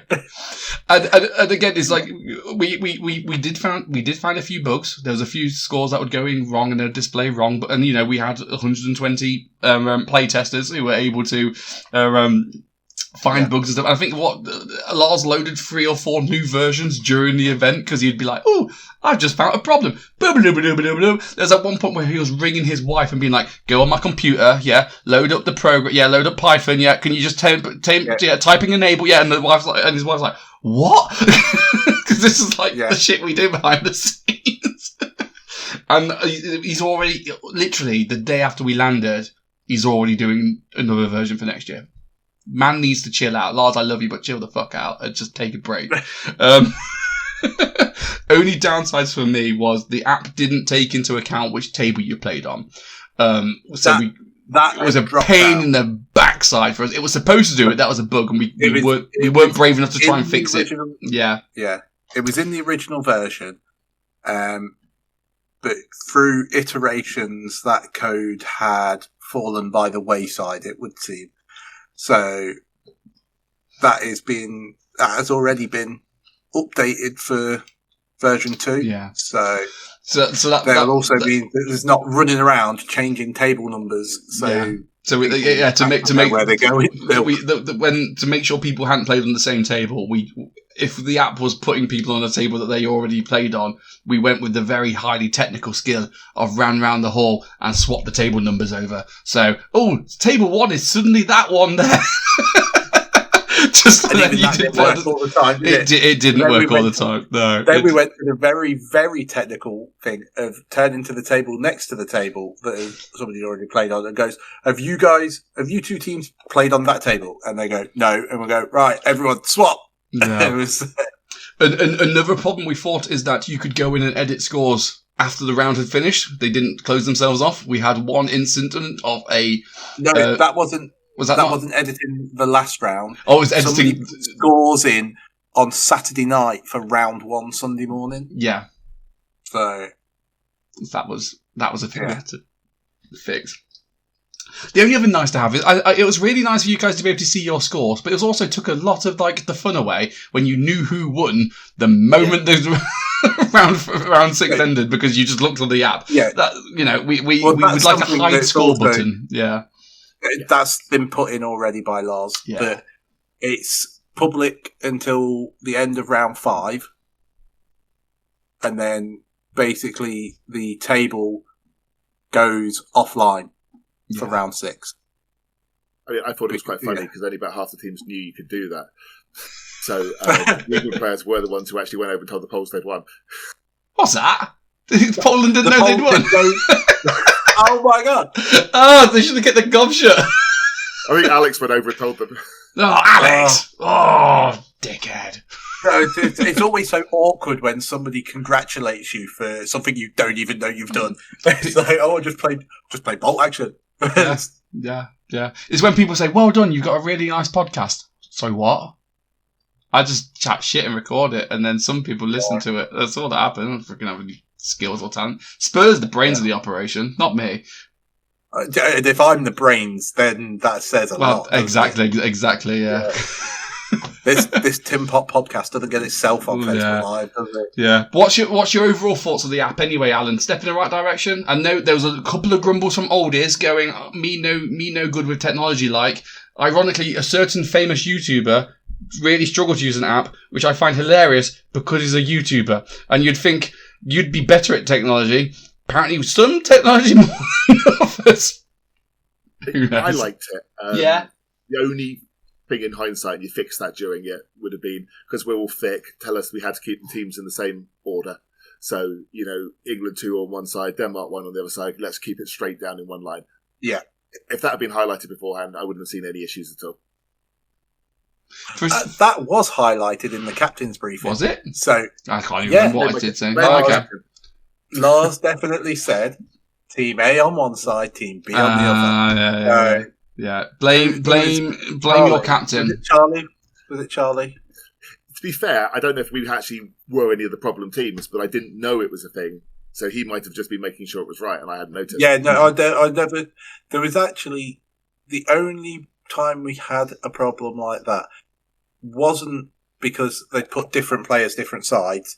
It was they put both teams completely the wrong way around. So what should have been Team A, they'd put in Team B's column, and what should have been Team B, they'd put in Team A's column. Right. But that was it. With having the paper copy and then having that they could adjust everything, but then also we had the admin access to adjust what we needed to. It was an easy fix at the end of the day. No good thing. As Warlord were there, Kieran obviously was watching the event and stuff. He was very interested in the app. He was like, "Oh, that's really exciting." I was like, "Warlord have already got an app. You should add this to your app." And he was like, "Ooh." I was like, "Warlord Lars, go and talk and do stuff." So in 16 years' time, something will come out be amazing. Probably not anytime soon. So don't get excited. I can't help but notice the moment we start talking about Charlie, he's just started watching. That's weird. Hi, Charlie. Hi, Charlie. Hi, Charlie. Hi, Charlie. Hi, Charlie. Charlie, could you sing Adele for us tonight, please? Oh, bless. Yeah. But so event itself, funnily enough, obviously we'd been very clear with rulings and stuff. We had following the philosophy earlier. We mentioned earlier where we're going to come over and give you a ruling. Check your book first. Check your FAQs first. Talk to your opponent first. And the amount of people where I'd come over and they'd ask me a question, I'd go, "Have you checked your rule book?" And I'd go, "Oh no. No. Check your fucking rule book." Yeah. Oh, okay then. Okay, like obviously, like the ones I said, if it's am I in cover or not, or am I in range or not, or am I lines? Like, fine, I'll get on over. I'll check. That's fine. I can answer those ones. But if it's a rules question, at least check yourself first. God's sake, there was one where, and the team will remain nameless, where they called me over and asked me for a ruling. I can't even remember what the ruling was, but I had my rulebook in my hands and I pulled the rulebook out and I went, "There's your answer." And the opponent went, "No, that's wrong. It's in the FAQ." And I was like, "But I've got my rulebook here." It's like, "Yeah, but it's FAQ." I was like, "If you know it's in the FAQ, why the fuck have you pulled me over?" Yeah. At that point, his captain leaned in and apologised and went, "Yeah." Because I was like, "Fuck you." Oh God! Oh, it's all fun and games though. It is. It's all fun and games. Yeah. So the other TOing bit. Shall we get into the top topic? Shall we get into the spicy bit? Oh. Do I have like that's there we go. Because like every good WTC, we had drama. This year's drama was surrounding slow play. So, Alan, before we begin, give us your best definition of what slow play is, please. For the class. I'm just passing it. Audrey just walked in, so she's going to give me some water. That's why you have children, right? Yeah, just personal servants and waiters, yeah. Is she not going to compete at the WTC next year? Well, she won't be doing GCSEs, so she's going to try and play more tournaments and see if she can qualify. Yeah. So slow play. Yeah, slight tangent. Yeah. It's deliberately playing your dice slowly to get a benefit. Generally because you're up in dice or whatever points at that point, stopping your opponent counterattacking. Yeah. I'm currently winning. We've got 20 minutes on the clock left. If the game was to end now, I would win. Therefore, I'm going to do whatever I can to slow the game down so that I can win. And you know what? Make sure it's one of the hardest things to police ever. Because you can't read minds, you can't go into someone's brain and go, are you actually slow playing? Are you actually deliberately trying to be slow? Or are you just thinking about your game and stuff? And we've been really, really clear. We had the same ruling we had last year for the WC, which is if you think you are being slow played, you need to talk to your opponent and say, hey, you need to speed up. I think you're slow in playing me. You need to make it known to your captain. You need to call a TO over so that we can go over and say, hey, what's going on? And then we can monitor the table. We can even sit there and pull dice out the bag for them and go, come on, get a move on. You know, there's things that we can do like that. That was our policy. And actually, throughout the entire weekend, we did not get a single TO calling, neither from me, neither from Spurlie, neither from Lars. We were never called over for a single slow playing accusation. Not one. Yeah. I think we had 3 separate people who came up and told us after the fact. You know, over lunch breaks. Oh, yeah. Anyway, I got slow played, I did. Oh, okay then. Well, what do you want us to do about it now? Game's over. Time's up. We're too far gone. You know, you can't do something about it once the results are in. And once both captains have signed that form in, what do you want me to do? Yeah. Now, the problem is this, and this is another thing. And I'll get to that point anyway. Anyway, it all came to a head because we also had a strict dice down policy, which was when the timer runs out, your dice are down, you stop mid-activation, you roll no more dice, the game is paused, end it there. Yeah. That was it. We had a bit of, and that was in the living FAQ, that was communicated in the pack, that was communicated on the in the captain's chat. We was all very clear on it, and I know as TOs, me, Spurlie and Lars, we had debated it before and which one was the right way of doing it, and we thought that was the cleanest way of doing it. I know a lot of events will do, especially a lot less, let's say, time-sensitive events would do finish your last order. But again, there's merits and pros and cons to that because, well, what if you're doing a snap? What if that order is blah, blah, blah, etc.? We just thought, right, dice down. Done. Yeah.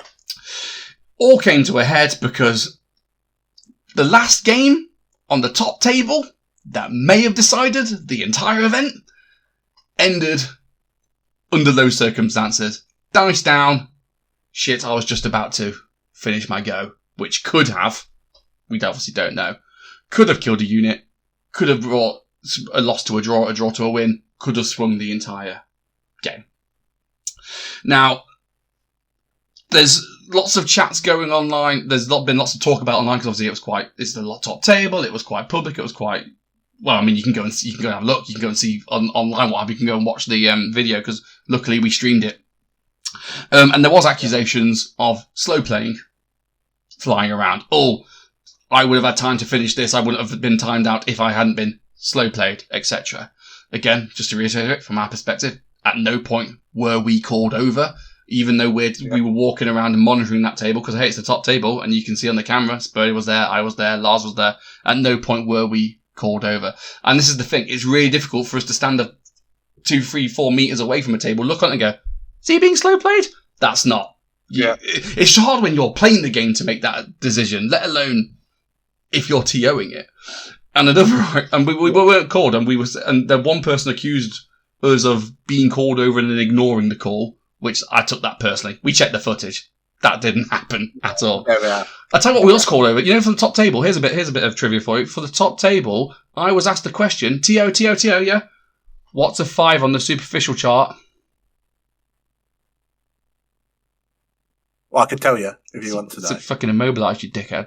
What are you Yeah, asking me it's for? very much. I'd actually have to look it up because the superficial chart. I don't Yeah, but know yet. you're I know at the the top superficial fucking chart table. better than- You're at the top table of the WTC playing for the fucking championship, and you call a TO of a basic rule. Check the goddamn rules. But this is the thing, from my perspective, right? You'll call me over for that, but you won't call it over when you think the guy's slow playing you. Yeah. You know, and I heard, but I didn't want to call the TO over because we was running out of time. I knew it would take time up, and it's like, of course it would take time up, but we are TOs. We have the power to extend time. We have the power to do things and make changes. But if you don't give us the opportunity to get involved, what do you expect from us? Yeah. So it's a really tricky one. It's a really difficult one. I generally feel bad for Bo, because he got so fucking close to winning. And you know what? I've been there, and it fucking sucks. And afterwards, I generally tried to talk and be like, hey man, he didn't want to talk to me. He was living with the whole situation. You know what? Fair to you, mate. Right. I've been there. I've done my fair share of having to go and storm off and touch grass in these situations. So, you know. Yeah. And you know what? And congratulations to Christoph and the rest of Poland, right? You know, as from our TO team perspective, you guys won. You are the champions. Yeah. Well done. Happy WTC to you. Really, really freaking close. And you know what? Sometimes it comes down to that. We England back in Grenada lost out on the championship by what was it? A 2+ dice roll or something ridiculously close. Yeah. It's just the way cookie crumbles sometimes. It is what it is. But I don't know. What's your thoughts on the whole thing, Alan? I mean, I finished 5 of my 6 games. One I didn't finish was opponent. I played 3 times now. He overthinks everything, so he is a slow player. But he's not doing it for game because he's done it in all 3 games, and I've won 2, and he's won 1. So he does it even when he's losing. So it is just how he plays, and I know that. Yeah. It's impossible to judge. I mean, I know once at a WoW game, I sat there going, if I slow play this, I will win this game, but I didn't. I just couldn't bring myself to do it. So it's easy enough to do, but you have to make that choice. But as an opponent, can you prove it? Yeah, and it's especially if you're in a position where you've just lost the game, right? It's really difficult for you to go, oh, I lost because of mistakes I've made. It's so much easier to go, well, actually, you slow played me. That's why I lost. Whereas actually, either way, you ran out of time. The models were where they were. It is what it is. I mean, we've spoken episodes past about in the Juggle podcast where people ask us, how do you combat slow playing? My answer's always been, get yourself in a position where you're always winning. So if the game does end, you've already won. Therefore, let other people catch up with you, not that you need to catch up with them, right? Yeah, ipso facto, it is what it is. I lost the game at 3 Good Men because I didn't hear the calls from the TO, and I was really surprised when I was told it was last dice. I was like, what? But I was just going to move a couple of units onto objectives. And I was grumpy as heck afterwards, apologised to my opponent at the time. And then Paul Wickens, of all people, just sat me down, talked me through it, and just gave me some tips of what he does to make sure he doesn't miss those. And it was great. Yeah. You all have those moments. Yeah. And we try as much as we can. We had the half-time buzzer. You know, in the hall, the buzzer went off at halftime, which you know you were halfway through the game. You had the time clock up, so you could see. Oh, look, I've got 10 minutes left. You know, and also the thing is, when you're playing a game, when you're at the spicy end of the game, you know, if it's really really close and there's 10 minutes to go, that is naturally when you start thinking about what you want to do, right? Because the game is so close, you don't want to throw it by making a mistake at last minute. So things are naturally going to take longer, and also. Say if you've cocked up, right, and there's 10 minutes to go, you've made a mistake, and you need to catch up now. Suddenly your mind's going to be racing at 1,000,000 miles an hour. You're going to be going, oh shit, I need to catch up, So suddenly you're going faster, but from your perception, it's like everyone else is slowing down because they don't have that same sense of urgency as you do. So it's just the mind's really crazy, man, and it's trying to, enforce who's doing what when. It's difficult. Also, I will say, frankly, at this point, slow playing is like what footballers are to diving, right? Because everyone's doing it and everyone's moaning about everyone else doing it. And it drives me up the wall because it's almost like Team A moans at Team B for slow playing. Team B moans at Team C for slow playing. And Team C moans at Team A for slow playing. And actually, can you all just stop accusing each other of all doing the same thing?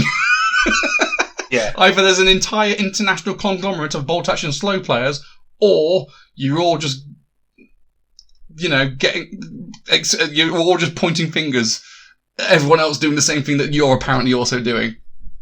What do you want to do about it? Yeah. I say we had no actual TO calls, and we only had 3 people who specifically actually said, I think I was slow played, again, after the fact. And yet, if you went on the... So 120 times 6 games? So out of nearly 700 games of bolt action that were played, we've only had 3 potentially late accusations of slow play. I'll take that as a pretty good percentage, really. So I know there's been a lot of talk about potential fixes for slow play. Particularly chess clocks has come up, as it always does. Every single time you have something like this, someone always comes out and goes, what about chess clocks? Yeah, it doesn't even matter what game you're playing, whether you're playing Bolt Action, 40k, Old World, War Machine. Chess clock, man. Chess clocks. Fix everything. What's your thought of chess clocks? I've never used it, so I have no strong opinions either way. Yeah. But I think every fix will bring its own problems, because already the things I've seen on the internet are going, well, if it's on my dice and I'm asking a question, does that come off... And my opponent asks a question when it's on my dice, does that come off my time? You've got to make up rules. There will always be those moments. Yeah. I'm not adverse to chess clocks, but at the same time, it will bring different problems. Yeah. My perspective is, and before anyone jumps down my throat, this is not a ruling on what we're going to do next year. These are just my raw thoughts on it, right? So future Toph can deal with this problem when someone says, oh, you said this back then, which is... Yes, there are communities in Europe that do play chess clocks. Not everybody plays chess clocks by a large margin. Those who do are obviously louder about it. But for every one player who's like, yeah, chess clock, woohoo, you've got probably 10 players who are like, what? Chess clocks? And some people have said, oh, what if we only got the top 10 tables? What if we only got top 5 tables? What if we only did the top table? Blah, blah, blah, blah. Actually, I would like to keep things as clean as possible. Either you do it, or you don't do it. And if you do it, a lot of people need to be brought up to speed on how to work it. As I say, lots of questions of. Yeah. And this is a game where I have to teach people how to use cover. Right? The amount of questions we already get on just playing bolt action, I don't think I'm prepared to necessarily add all of these extra questions and complications about slow playing clocks. And frankly, the slow playing clock, if we brought them all on, at least for the first year, would heavily favour those who were already using them. Yes. Not the people who aren't using them, because they have to then learn something new. Is that necessarily fair? The question for that is open. But I don't think it's, as I said, it's not the quick fix that people think it is. It just raises more questions that we need to answer. Maybe there are answers, maybe there's not. But it's not as simple as, oh yeah, we'll just do chess clocks. Another thought, and Phil said this on the Thomas podcast, so I'm going to quote you, Phil, because it was an amazing point, which is, so they do chess clocks at like the Spanish Masters and stuff like that, and a lot of obviously the European players go there, they play with chess clocks, woohoo, yeah, great, no issues ever. If you can play in Spain at the Masters and finish your game with your 25 dice list with a chess clock, why can you not do it without a chess clock? Maybe all your players with your 25 dice list need to just stop fucking about and actually finish your games. And before someone says, oh, it's not me, that guy, again, from our perspective, everyone's accusing everyone of doing it, right? So who have you so from us, it doesn't matter who we're talking about, we're all doing it or not. Also, just going to say in the CO pack, we just said, make sure that people play lists that you can comfortably finish in the allocated time. That was clearly ignored by about 80% of people. I heard one person who, when a week beforehand they were practicing for the WTC and they were saying, oh, I can only get my games finished in 3 hours, so I'm still trained to try and bring my time down. Sorry, you've brought the wrong list. Yeah, that's too late. You brought the wrong list because you knew exactly how long you had to play. Yeah. So maybe I'm being a bit flippant about it. Maybe I'm kind of just like, I should accept more responsibility. But at some point, what problem is this yours to resolve rather than the TO's to resolve? I don't know. I don't think dice caps are the answer either. Like, I don't think there's any solution really. I think it's... No, I think even bringing points limits down you will still see people not finishing games. I do think there's an argument to bring the points limit down. I do think 1250 is probably a bit big. I think we probably went a bit too big this year. I'm not saying don't do it. I'm just saying it won't solve it. Yeah, it's not going to solve the problem. Yeah. We won't go next year and say we have 30 teams again, 120 games or whatever it was. They're not all going to finish. Nah. So we have that in our own tournaments. Not X steps back and mincemeat and stuff. It doesn't matter how much time you give them. There'll always be people who don't finish. Yeah. And actually, again, part of being a good bolt action player is acknowledge that maybe the game doesn't finish, so maybe I need to make sure I prepare my army and get it in such a way that if the game does finish early, I still win. Yeah. Don't know. I'm probably going to get some hatred for this, so please send all of your junk mail to my name is alan@gmail.com. And then you can monitor my emails for me, Alan. Thank you. That's fine. Yeah, I won't have any access to that. That's great. Do it. Juggernaut Alan at Google.com. I don't freaking know. Whatever. Not a juggernaut, remember? Yeah. He may have a polo, but he's not one. He may have the polo and come to every single one of our events. I mean, he's that one on coming as well. Alan, I see you more than a significant number of my family, and that's not by accident, my friend. I said we see Alan probably more than a significant number of people that are actually part of our club. Yeah, that's depressing, but you're right. Yeah. There you go, Alan. I hope that makes you feel special. Yeah. A little bit. Yeah, there you go. I think it says more about our friendship group than it does about you, to be honest. I mean, it's better than how you recruited me to the England setup in the first place. I can't remember how I did that. Wasn't it just kind of demanding you do it? Long rant about all the people who could do it, and right at the end, you went, "Alan Wells, you're not bad."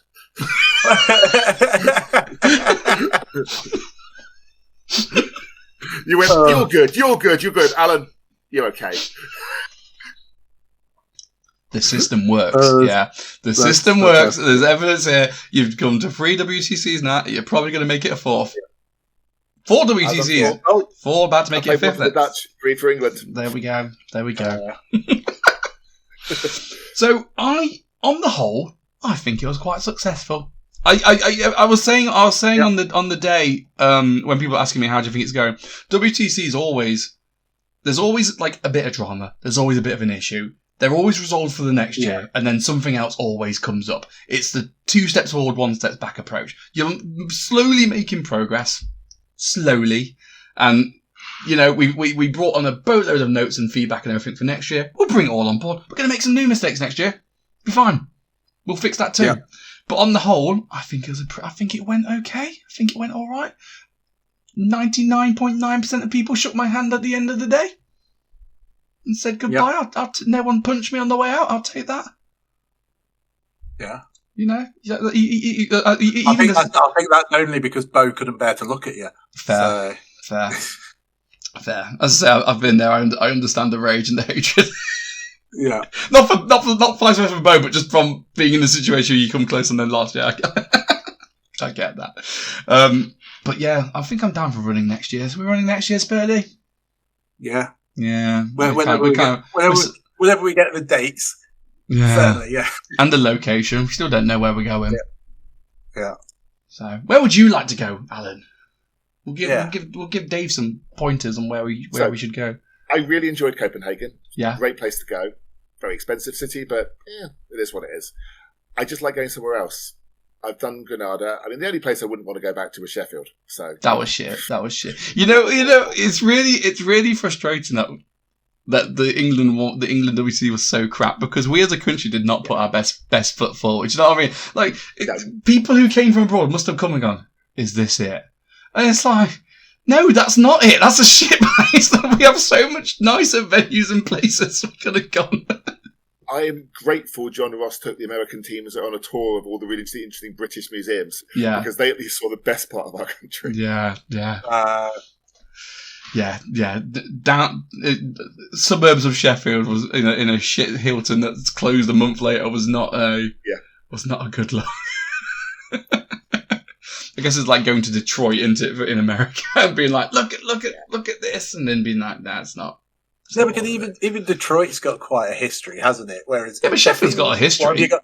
Sheffield, you've got stainless steel, and you've got the full Monty.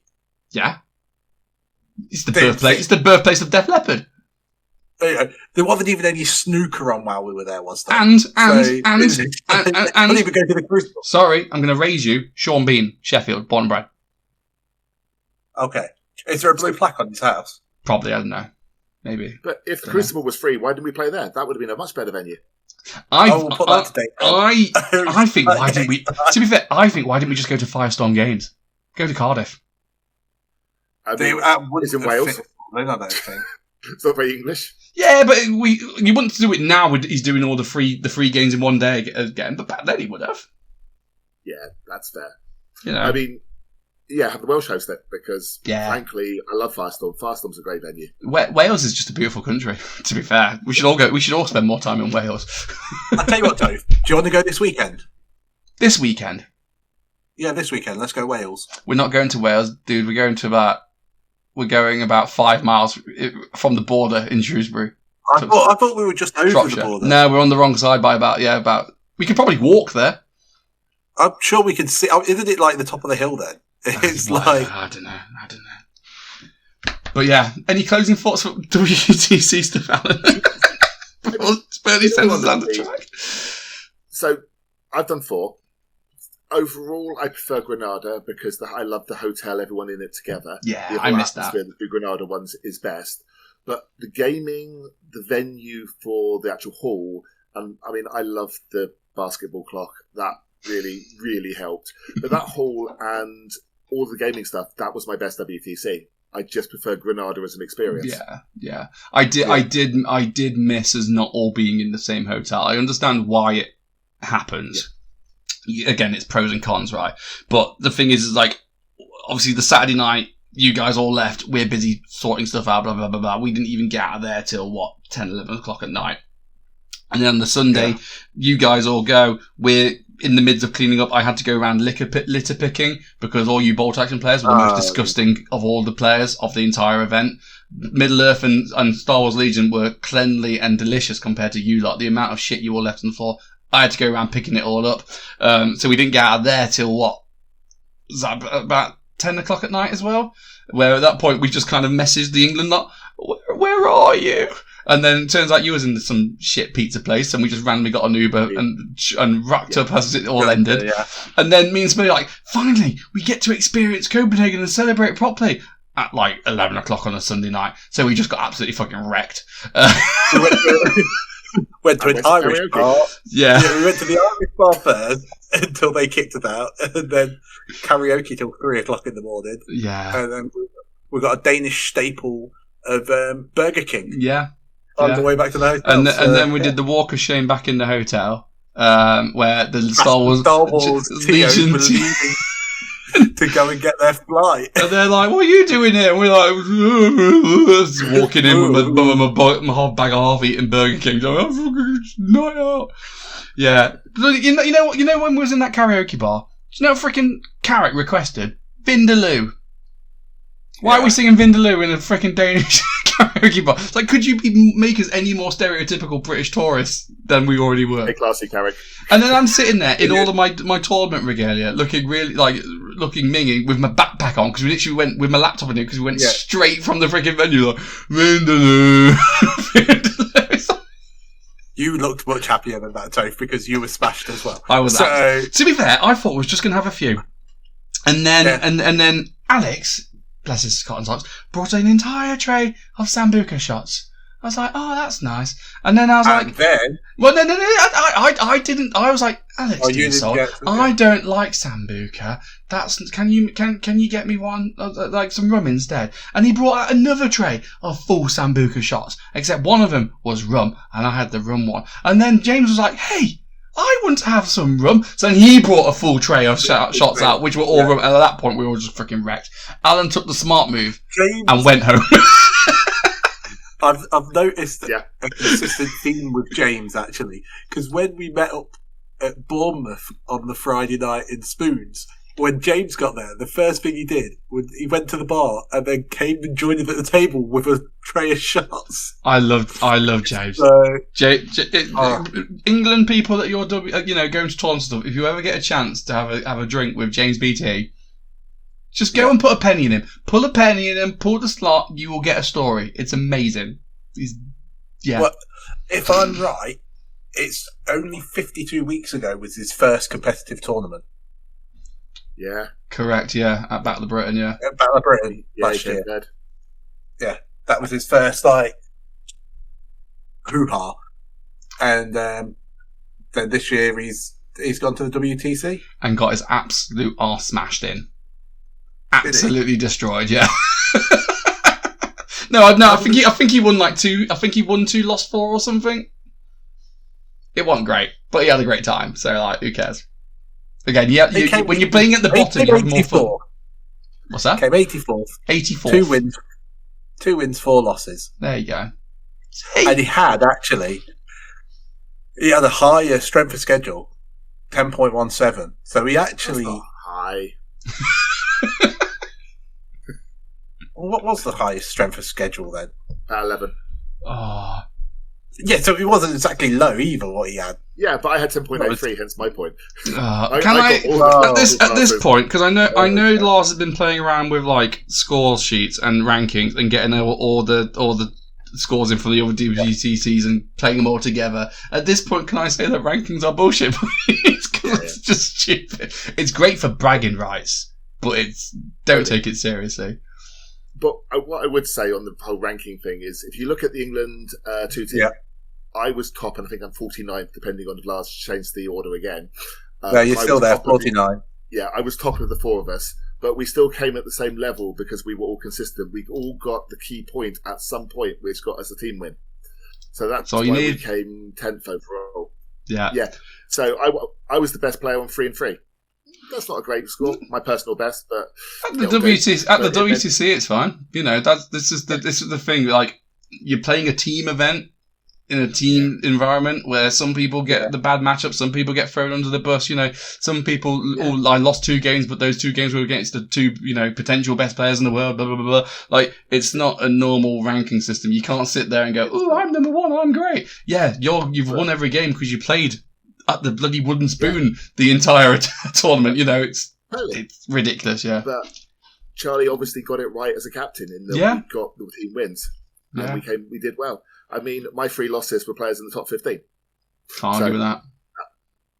I'll take it. Yeah.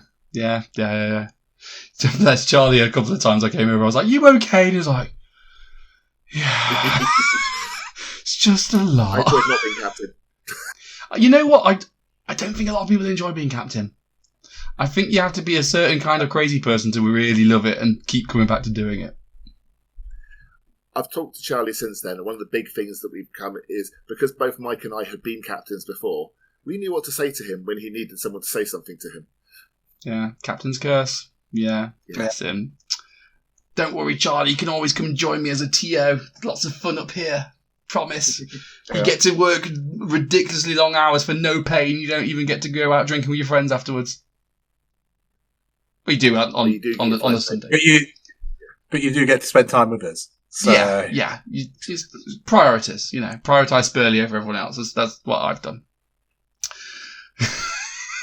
There you go. Greg said he'll come back to the WTC, but only as a captain. So, What sort of fucking arrogant shit is that? Oh, I'll only come back if I get to be in charge. Fuck you, man. I might be paraphrasing. Exactly the opposite of what he said. Yeah. Yeah. Well, I do know, so although I'm technically still England rep, because obviously I'm TOing, I've kind of handed a lot of that stuff off to Alex. So Alex has got some ideas to changing up the qualifying for the England teams for next year. I don't know what his ideas are yet. He's just told me he has some ideas. So, we'll see. Yeah. So if you want to come back to WC next year, by all means, get planning now, because, it won't be long until it all comes back round again. Yeah. You've offended Greg Spurlie. I always. My mere existence offends Greg at times, I'm sure. So Spurlie and Hansman Spurlie are kind of antimatter and matter anyway. The moment they kind of get close, they just implode. So my existence annoys him because as soon as he's like, the first time he's ever come, they've all just gone, "Oh, you're handsome Spurlie," and nobody knew his actual name for about 2.5 years, I don't think, in our lot. So, yeah. Such a weird word. Yeah. Anyway, Future Horizon. So, other things we as the IGE are doing, we are running our first Conflict 47 event. I mean, not my first Conflict 47, but the IGE's first Conflict 47 event. So that is at the end of June at Sanctuary Games in collabing with Warlord and stuff. So I'll be there. So have you brought your ticket, Alan? Are you going? You know the answer to that. We've already had this conversation, though you were really hungover. Okay, I think I've probably forgotten. I'm sorry. No, I'm running an event myself that weekend, not a tabletop one, so I can't. Exciting. No, that's a reasonable excuse. And it's a good venue. I played a Bolt Action event there. I do like the venue. Yeah, Sanctuary's good. I remember it back when it was a church and it was freezing as shit. And then you was like, ugh. Those are the good old days. Not now when everyone's got, air conditioning. Gah, losers. Yeah. And then afterwards, the singles world team, well, not world team, just world singles event that we're running in Aalborg. World Championship. Which is in October, I believe. Yeah, because that was the date I was checking. Have a beat to the punch. Yeah. Has that changed, or is it still when it was mentioned? 24th and 25th of October. Yeah. As it stands. So, yeah. Tickets aren't for sale yet, I don't believe. No, they're not. They're not up yet. We've not written a pack yet, but the date's locked in. So, well, it's locked in our calendars. Yeah. Still need to try and get some annual leave off work for that one, but we'll watch the space. We'll work that bit out. Yeah. But yeah, basically, it's like WTC, but you don't have to rely on free friends. You can be an arsehole and have no friends and still go and have fun. Yeah. It's great. So Corey, this is Corey's opportunity to turn up, go 6-0, as he does. Yeah. and not get dragged down by his teammates. Yeah, not get dragged down by Alan and Ken. Yeah. No offense, guys. Love you. Love you. I mean, also, let's be fair, that's how Felix got involved in it. Yeah. He turned up for singles. Yeah, 100%. Yeah. Which is astonishing that, he hadn't been recruited beforehand because he's such a good player. Also, can I just shout out to Felix? Felix is potentially, and this is, no, I'm going to say it, strong statement, potentially the nicest person in Bolt Action. Yeah, legit. Yeah. Yeah, there's no, I'd happily let him beat my ass. I'd be like, love you, Felix. Though, the amount of times he pulled me over, freaking TO rulings, man, he was on my watch list. Literally every 5 minutes, Dave, fuck off. Shit, read a rule book. There was you had one ruling with him, didn't you, where the whole thing and you went round in a circle and it actually meant nothing in context of their game in the end. You know those times when you and your opponent are arguing about the same thing, but because of translation issues, you both think the other person's coming up with the opposite answer. They had one of those moments, and then the TO came over and then joined in, and then all three of them all think the other people are all wrong, and you sit there having a 20-minute debate. Until the end, it's like, no, that is what the rule is. Oh, then what are we doing this for? See, this is why people need to read their rule books. Don't get me involved. Busy man. Got to walk around with my microphone and not pressing the on button properly and then talking and thinking people can hear me when they can't. Or the opposite, having a conversation, accidentally pressing it on and everyone can hear. That's the other thing that happens. Shouldn't be trusted with Yeah.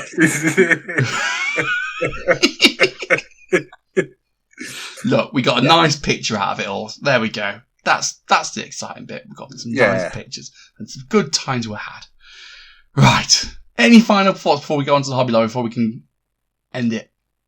Oh, I've not even thought about Hobby Lobby. Ugh. I can't even remember what my pledge was. Stuff. I have done hobby, so that's fine. That's fine. You've done some hobby. Yeah. What hobby have you done? Yeah. I've painted an entire Imperial Fist army. No, you've not. No, you're not. You've borrowed my already painted Imperial Fist army. Okay. Well, it's new to me. So, okay, dear listener, I guess Alan, because you're new to this as well. So this year we're going for my mate Stag Do.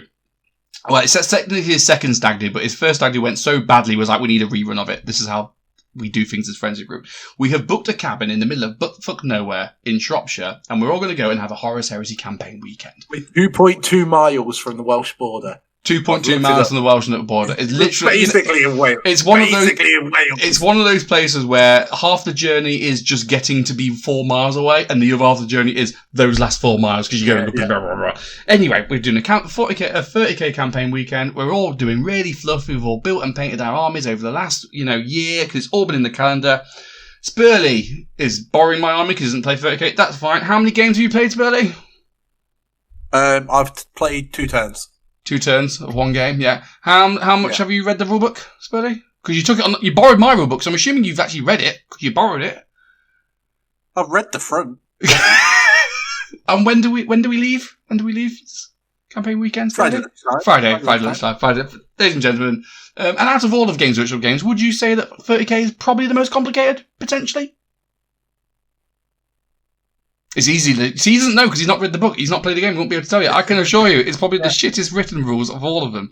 So, I don't know why we do these things, to be honest. If written as procedurally as you say it is, it'll actually probably be really easy for you to follow. The 30k rulebook is an autist wet dream. Do you know what I mean? It's literally it's a technical document. It's an awful rulebook. It's awful. No, that's fine. Then. That's fine.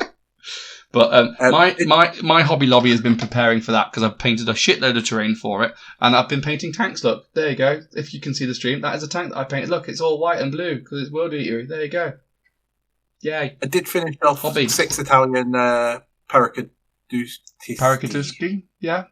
Paratroopers. Yeah. Italian paratroopers.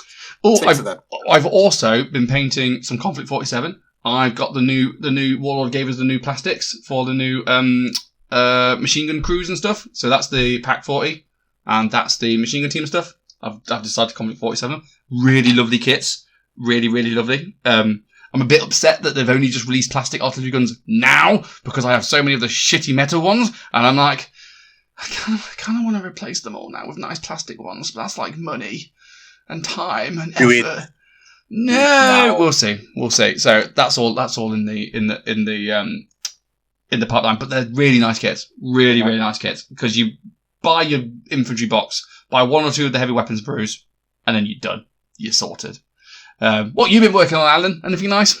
Anything weird and wonderful? I took a break after the WTC, and I'm trying to reinvent what I want to do bolt action wise. So, you do seem to be having a bit of a midlife crisis, don't you? I am totally having a midlife crisis. Yeah. I have a couple of ideas. I've had a long chat with Alex, and we've come up with something which is wacky, out there, and different, which I will probably take to the Welsh Nationals. Is it something the internet thinks won't work? It's British, of course. No one's going to say that. So literally, you're just going to start your British army and play British as everyone else is going, ooh, Commonwealth. Is that not me? That is entirely you. Yeah. That is entirely you. Yeah, I don't even know why I said what I said, to be honest. You'll have fun with it. I'm still waiting for the South African rules, as I have a South African army. Yeah, so when Kieran came with a copy of Commonwealth book that we were allowed to read and no one else was, so I was very happily being very smug about it to everyone over the weekend. Like, yeah, I will say that, obviously, I've not had the best time with V3 for reasons I don't need to go into. We've covered it episodes in past. So I like Conflict. I'm still dabbling in, etc. But I'm looking forward to V4. That being said, that Commonwealth book is the most exciting thing to come out so far for this edition. I'll say that. It's all very, very exciting. Like, obviously they've shown you little bits of what's coming through in the Warlord articles. Mate, you wait till you see the book. It's actually tempted me to maybe get my Australians out again. That's fair. I mean, I looked at the Australian rules and went, because logically you're going to get Italian Dakar tanks because historically I had them. So there's a list there that I could see that working really nicely. Yeah, and also because they're just blokes with rifles with hats and shorts on, they might even change nationality the odd occasion. We'll see. You mean your white Indians of history? Yes. South Africans have got jungle. There's jungle in Africa. Go away, loser. Telling me how to play my game. You know, the jungle. Jungle is massive. Yeah. Alan, you'd just be happy to see me at tournaments again. You wouldn't give a shit what models I'm using. Yeah, I would be happy to see you at tournaments. There we go. You know. To be fair, I'm just waiting for the French book to come out because I love my French models. I never really gave them a decent run in, so that's what I'm waiting for. Yeah, that's fair. I've got my free French. I'm definitely keen on that. Yeah, that'll be exciting times. Right, any close... more about Flick 47? About the tournament. What's that? Can you tell them more? Somebody's just said... I'm reminding off the top of my head, so I didn't actually read the pack, Warlord did, so I'm sorry if I got it wrong. I believe it's 1,500 points.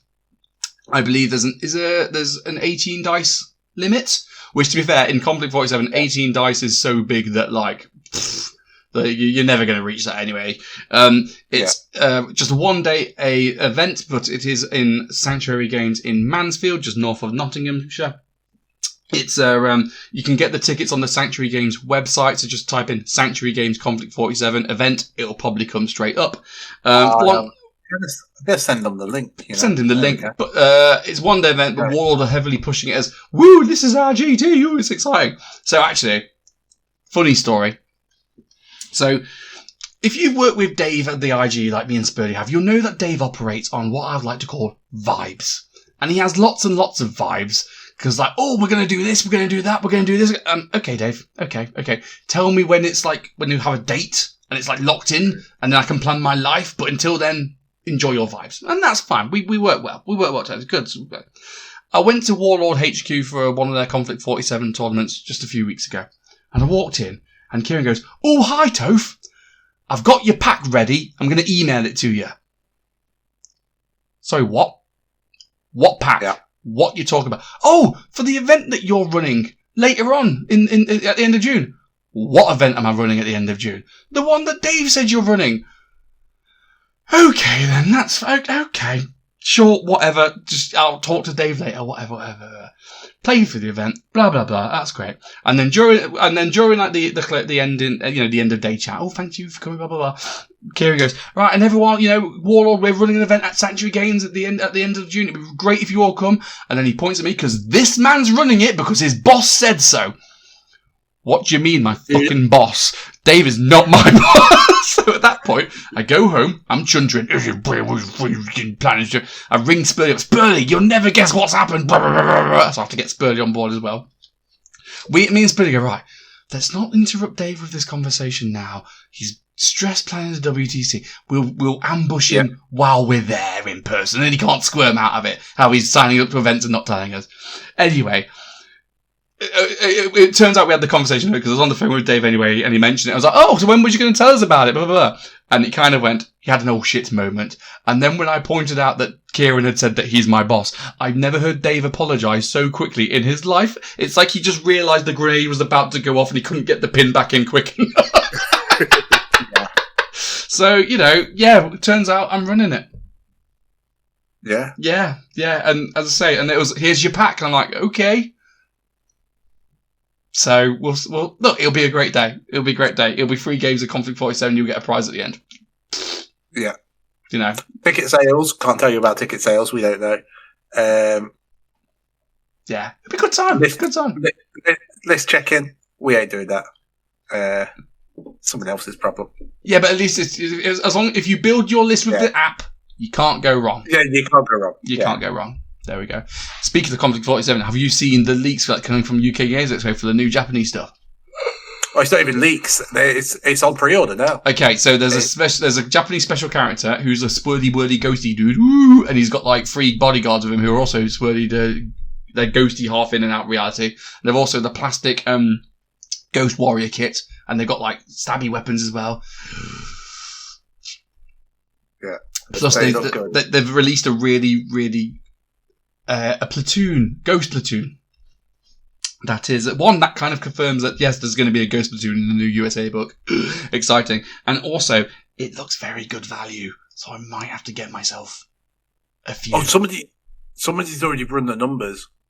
It's like if you buy the box, it's 30% off. So, and if you can get your local friendly gaming store to order it on your behalf, I know sometimes they're a bit funny about that. Ooh. Ooh, exciting times. Yeah. Exciting times. Conflicts where it is. Yeah, man. There we go. And we're going to a conflict event next Sunday, aren't we, Spurlie? 2 weeks today. Yeah. Well, I hope so, because you're the one who told me to put it in my calendar. So if you're not going, I'm fucked. Yeah, the 14th. There we go. So if you're there at World HQ, I will see you there. There we go. Right. Any closing thoughts before I want to go on? We don't have Dan with us today to make a joke, I'm afraid. No, sorry. To be fair, I have a perfectly good joke that I can make again because I can click this button all day. Alan!